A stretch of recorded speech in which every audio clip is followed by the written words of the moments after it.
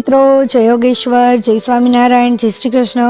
હું છું શિલ્પાસ કિચન રેસિપીસમાં તમારું સ્વાગત કરું છું. 11 હોય, પૂનમ હોય કે વ્રતના કોઈ પણ તહેવારમાં ખાઈ શકાય અને ફટાફટ બની પણ જાય અને ઘરમાં બધાને ખૂબ ભાવશે. મેં જ્યારે આ રીતે અપમ બનાવ્યા તો ઘરમાં જે લોકોને ઉપવાસ નહોતો ને એમણે પણ બીજું બધું ખાવાનું બાજુ પર મૂકી અને અપમ ખાઈને પેટ ભર્યું.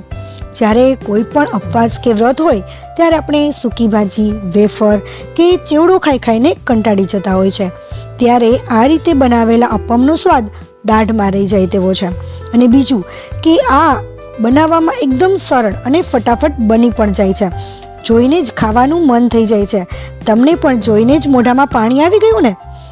અને એકદમ સોફ્ટ બને છે. તો આ વખતના કોઈ પણ વ્રતમાં આ રીતે અપમ બનાવજો. તો બનાવવાનું શરૂ કરીએ એ પહેલાં મારે તમને એક વાત કહેવાની છે કે જો તમે ચેનલને સબસ્ક્રાઈબ ના કર્યું હોય ને તો સબસ્ક્રાઈબ કરી લેજો, કેમ કે હું આવા જ નવા વિડીયો લાવતી રહું છું. અને બાજુમાં જે બેલ આવે ને એને પણ ઓન કરી દેજો, જેથી નવા વિડીયોની નોટિફિકેશન તમને તરત આવે અને નવો વિડીયો તમારી પાસે તરત પહોંચે. અને વિડીયો કેવો લાગ્યો એ તમે મને કમેન્ટમાં જરૂર જણાવજો. અને જો વિડીયો તમને થોડો પણ ઉપયોગી બને ને તો બીજા સાથે શેર જરૂર કરજો, જેથી એમને પણ ઉપયોગી બની શકે. તો ચાલો આપણે બનાવવાનું શરૂ કરીએ.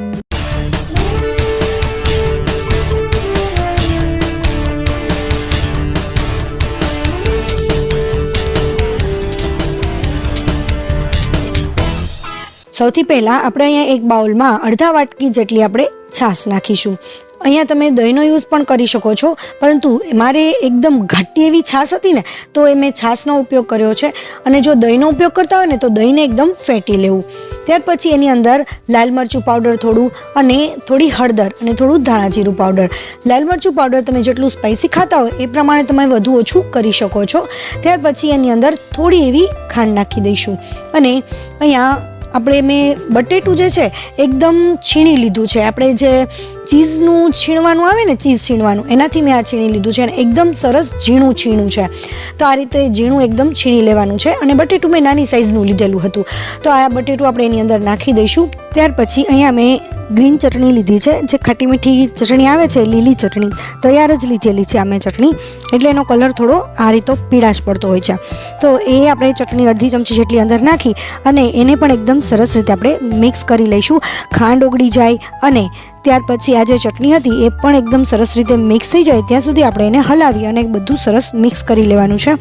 ત્યાર પછી અહીંયા મેં અડધી ચમચી જેટલું આદું લીધું છે.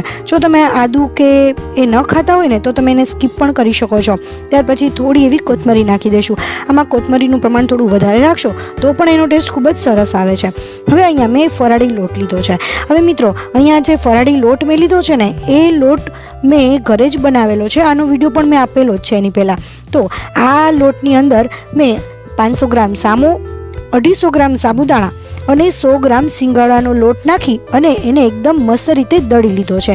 આ જે લોટ છે ને એકદમ બધી જ વાનગીઓ માટે પરફેક્ટ લોટ છે. અને આ લોટની જો તમારે રેસીપી જોઈતી હોય તો ઉપર જે આઈ બટનમાં છે ને એ જ ક્લિક કરી અને તમે એની રેસીપી જોઈ શકશો, અથવા નીચે ડિસ્ક્રિપ્શન બોક્સમાં હું પણ આપી દઈશ. હવે આ લોટને બધો સરસ રીતે મિક્સ કરી લઈએ.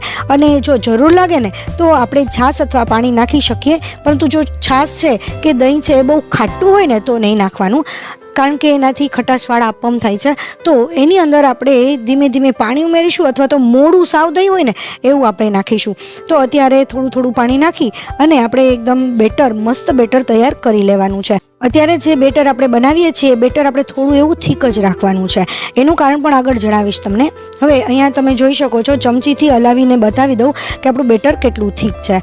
અને આટલું લૂઝ કે તમે કહી શકો કે થીક, બહુ સાવ રબડી જેવું પણ નહીં અને બહુ લોટ જેવું થીક પણ નહીં, આ રીતનું બેટર રાખવાનું છે.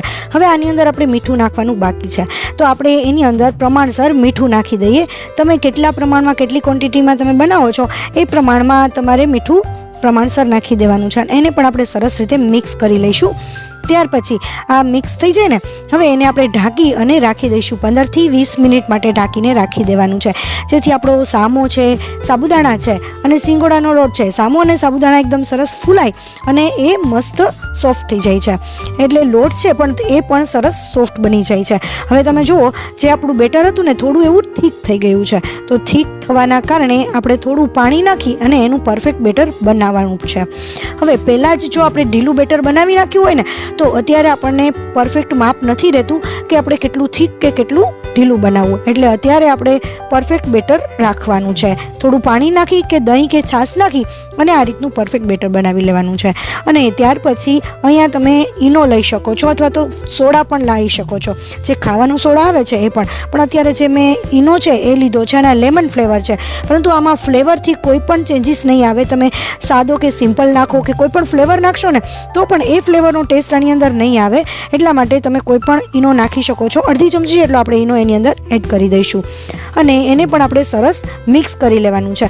આ ઈનો અથવા તો સોડા તમારે ક્યારે નાખવાનો છે કે જ્યારે પણ તમારે અપમ બનાવવા જ હોય ને ત્યારે જ તમારે આ સોડા નાખવાનો છે. અને સોડા એકદમ સરસ રીતે મિક્સ કરી દઈશું. સોડા જેમ જેમ મસ્ત રીતે એમાં ભળતો જશે ને એમ આપણું જે બેટર છે એકદમ ફ્લફી થવા માંડશે અને થોડું ઘણું ફૂલાશે.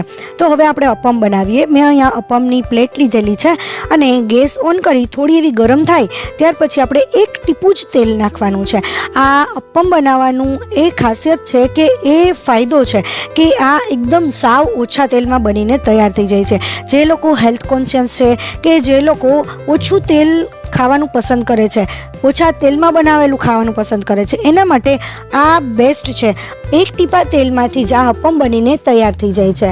એક ચમચી બેટર નાખી અને ત્યાર પછી એને ઢાંકી અને મીડિયમ ટુ સ્લો ફ્લેમ ઉપર આપણે લગભગ 2 મિનિટ સુધી આપણે પાકવા દઈશું. જ્યારે એ પાકવા લાગશે ને અને પાકી જશે ને નીચેથી ત્યારે આ એની જે કિનારી હોય ને એકદમ સરસ રીતે છૂટી પડી જાય છે અને એને આ રીતે ઉથલાવશો ને એટલે તરત જ ઉથલી જશે અને ઢાંકેલું છે એટલે આપણે અંદરથી પણ એકદમ મસ્ત રીતે પાકી જશે. તો આ રીતે આપણે બધા જ અપમને મસ્ત રીતે ઉથલાવી લઈએ. તમે જોઈ શકો છો અહીંયા જે હું અપમ ઉથલાવું છું તો એ જરાય મહેનત વિના એકદમ સરળતાથી એ ઉથલી જાય છે.